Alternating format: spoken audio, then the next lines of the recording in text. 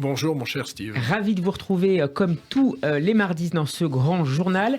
Éric Lewin va commencer cette chronique avec les excellents résultats de Delek, l'entreprise israélienne spécialisée dans l'énergie. Oui, créée en 1951 du côté de Netanya, géant israélien d'énergie spécialisé sur le pétrole. Et bien sûr, le gaz, on va en parler, surfe sur l'envolée des prix de l'énergie. Premier semestre, bénéfice net plus 766%. 766%. 766%, 5 milliards de shekels, ça fait 1,5 milliard d'euros. Performance record pour le groupe qui exploite notamment en compagnie de son partenaire américain Noble Energy, le fameux champ de gaz du Léviathan.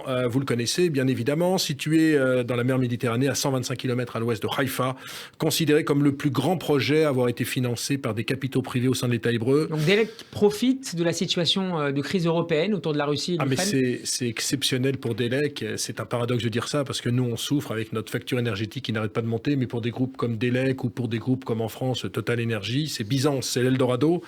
Donc Delek, le champ pourrait contenir plus de 500 milliards de mètres cubes de gaz naturel et certains se disent, et c'est intéressant, qu'Israël pourrait fournir du gaz à l'Europe, se substituant en partie à la Russie. Vous savez que la problématique, Emmanuel Macron l'a rappelé hier, on a un problème de gaz en France, il faut absolument trouver des alternatives. Le président Macron était en Algérie, c'était il y a une dizaine de jours. On regarde maintenant du côté d'Israël, un mot peut-être d'Israël sur son mix énergétique, 70% de son électricité grâce au gaz, 10% avec des énergies renouvelables et 20% avec le charbon importé. Mais le charbon importé devrait être destiné à disparaître d'ici 2025. Un mot de Delek en bourse, sans surprise. Je le disais, comme de nombreux acteurs de l'énergie, il y a un parcours record en bourse, plus 130% depuis le début de l'année. Alors vous allez me dire 130%, il faut le comparer à une grandeur. Dans le même temps, la bourse israélienne a perdu 3,3%. Donc il y a vraiment une surperformance. Et forme d'exception de Delek ? C'est l'une des rares sociétés qui se porte très bien dans une bourse israélienne qui résiste bien depuis le début de l'année, puisque le Nasdaq doit perdre 18% depuis le 1er janvier, le CAC 40 perd 15%, l'Allemagne ça doit être 15%. Donc Israël, avec son mix autour notamment de la tech, se porte plutôt bien. Alors moins 3%, c'est pas Byzance, mais ça c'est profite quand même... aux Israéliens aussi, à la population générale, lorsqu'elle doit payer sa facture d'électricité ou de gaz à la fin du mois. Les Israéliens ont des factures... Ils payent quand même assez cher. Vous savez, c'est la même problématique en France. En France, on a quand même Total, mais vous payez quand même très cher votre pétrole. Donc c'est pas parce qu'une société a des champs gaziers ou des champs pétroliers qu'elle paye pas cher. Le mauvais exemple, c'est l'Arabie Saoudite. C'est vrai qu'en Arabie Saoudite, on paye pas très cher l'essence parce que le sous-sol regorge de réserves d'hydrocarbures, mais c'est pas le cas en Israël où on sent quand même en ce moment, et on le voit avec l'inflation, que c'est très compliqué pour le pouvoir d'achat des ménages.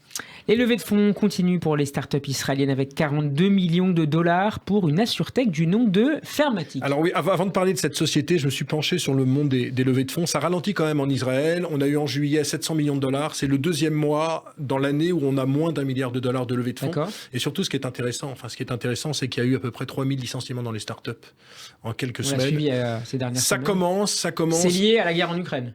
C'est lié. Alors, c'est pas simplement à la guerre en Ukraine, c'est lié au contexte mondial qui est compliqué. On vous parle d'inflation tous les jours, on vous parle de récession, les marchés financiers se portent pas bien. Et surtout, en Israël et dans les startups mondiales, il y a une espèce de bulle. C'est-à-dire que grosso modo, il y a 6 mois, vous créez, une petite société sur une feuille blanche, vous engagez 3-4 personnes avec une bonne idée, vous pouviez lever très facilement 10, 15, 20 millions de dollars, même s'il n'y avait pas de chiffre d'affaires, même s'il n'y avait pas de bénéfices. C'est ce qu'on disait, vous savez, quand on regardait les valorisations des sociétés, il y avait une espèce de bulle de survalorisation. Maintenant, qui ne voulait pas dire grand-chose. Qui ne voulait pas dire grand-chose. Et maintenant, c'est un peu un retour à la réalité. Et la grande problématique, c'est comme dans la tech israélienne, on paye très cher. On peut avoir des salaires, grosso modo, entre 6 000 et 9 000 dollars par mois, ce qui est nettement supérieur à ce qu'on peut gagner dans d'autres secteurs. On n'hésite pas à licencier. Et contrairement à la France, où il y a des goulets de sécurité, contrairement à la France, quand vous êtes licencié en Israël, vous partez quasiment du jour au lendemain. Vous savez, c'est la méthode américaine. En France, c'est très compliqué de virer quelqu'un, sauf licenciement économique et sauf faute grave. En Israël, c'est beaucoup plus facile. Donc, c'est vrai que, par exemple, en Israël, il y a le cas de société où du jour au lendemain, vous êtes licencié, vous partez, vous prenez vos affaires, quoi. C'est un peu... Ça va très vite dans les deux sens. Ça va très vite dans les deux sens. L'embauche, il n'y a pas de souci. C'est pour ça que le chômage israélien a des niveaux très faibles. On est avant le Covid. Mais par contre, quand on licencie, ça va très vite aussi. Donc, espérons quand même que cette bulle n'éclate pas parce que la tech, ça doit être 12% du PIB américain. Donc, il ne faudrait pas non plus que ça dégroche du côté de la tech israélienne. Un mot de Fermatic. Ouais, Fermatic. Alors. Parce qu'on a oublié d'en parler. AssureTech qui utilise ce qu'on appelle de l'intelligence artificielle et du big data pour disrupter ce marché de l'assurance automobile. En fait, elle exploite toutes les données pour déterminer le prix des assurances. Je vais être plus clair, il y a les capteurs. pour obtenir des données réelles non seulement sur les kilomètres parcourus, mais sur votre façon de conduire. C'est-à-dire que vous, Steve, si vous êtes dans votre voiture, vous êtes nerveux, vous freinez sans arrêt. Vous savez que je n'ai pas le permis. Vous n'avez pas le permis, vous allez l'avoir. Je l'aurai un jour. Vous êtes tout jeune, et imaginons que vous tourniez en 4e, que vous conduisez très mal, etc. Pas gentil, ça, Eric, c'est pas gentil. Vous allez payer une assurance supplémentaire. C'est-à-dire que c'est vraiment nouveau. Alors que en France, par exemple, alors il y a des assurtech qui se mettent dedans, mais en France, bon, c'est assez linéaire. Vous avez 15 ans de permis, vous n'avez pas eu beaucoup d'accidents, donc vous allez payer 1 000 € par mois si vous achetez telle ou telle voiture. Là, c'est vraiment de l'assurance, j'ai envie de dire, personnalisée avec ces capteurs qui déterminent votre façon de conduire. Donc, si vous gérer et évaluer au quotidien, finalement. Si vous conduisez comme un fou furieux, n'importe comment, eh ben, vous allez payer beaucoup plus cher. Et à la limite, c'est très bien. Et les prix, ça intéresse beaucoup forcément les assurances. Ah ben, c'est fantastique pour les assurances parce qu'ils se rendent bien compte que moi, si je conduis comme un fou furieux, je vais payer 2 000 € là où un autre va payer 1 000 €. Donc pour eux, c'est très bien parce qu'après, si j'ai de la casse, au moins, j'aurais payé une prime de 2 000 €. Alors les prix s'ajustent mensuellement en fonction des données. Et puis la cible retenue par Fermatic, c'est en fait le monde des entreprises. Vous savez qu'il y a beaucoup d'entreprises aux États-Unis, en Israël, vous avez des flottes de commerciaux et souvent c'est assez mal géré. Et donc là, c'est vraiment pour optimiser. Ça peut coûter très très cher à certaines entreprises. Alors l'entreprise, un mot, 42 millions de dollars, elle vient de lever. Elle va ainsi ouvrir, par exemple, grâce à ça, un centre de R&D en Israël. Et puis parmi les investisseurs figure notamment Jerry Yang, qui a été PDG de Yahoo. Alors il faut savoir quand même que le marché de l'assurance automobile, c'est gigantesque. C'est un marché mondial de 160 milliards de dollars. Mais moi, je vais vous dire, je suis persuadé que dans 5 ans, à la limite, tout sera comme ça, personnalisé, même chez vous. C'est-à-dire que si on s'aperçoit que vous mettez le chauffage trop fort, que si vous fermez pas vos portes, que si, etc., on sera suivi à la trace, tout le monde aura ses petits capteurs et tout sera personnalisé dans un secteur de l'assurance où c'est vrai que parfois les assureurs ont gagné quand même beaucoup d'argent derrière le dos de personnes qui, par exemple, conduisaient très bien.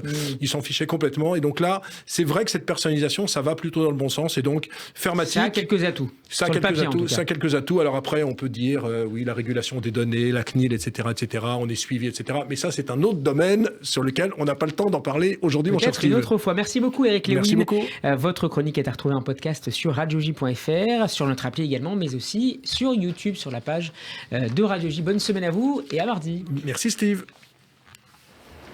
Radio J, le grand journal, Steve Nadjar.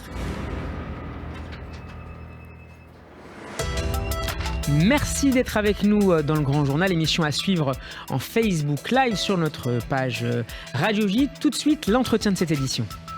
Radio J, l'invité du Grand Journal au micro de Steve Nadjar.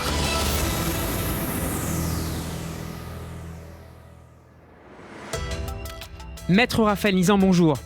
Bonjour. Et merci d'avoir accepté notre invitation. Vous êtes l'avocat d'un homme juif qui a été violemment agressé dimanche dernier à Strasbourg alors qu'il circulait en vélo, portant une kippa sous son casque.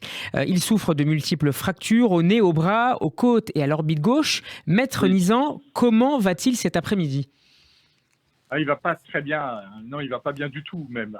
Je sais que dans la nuit de dimanche à lundi, il n'a pas pu dormir.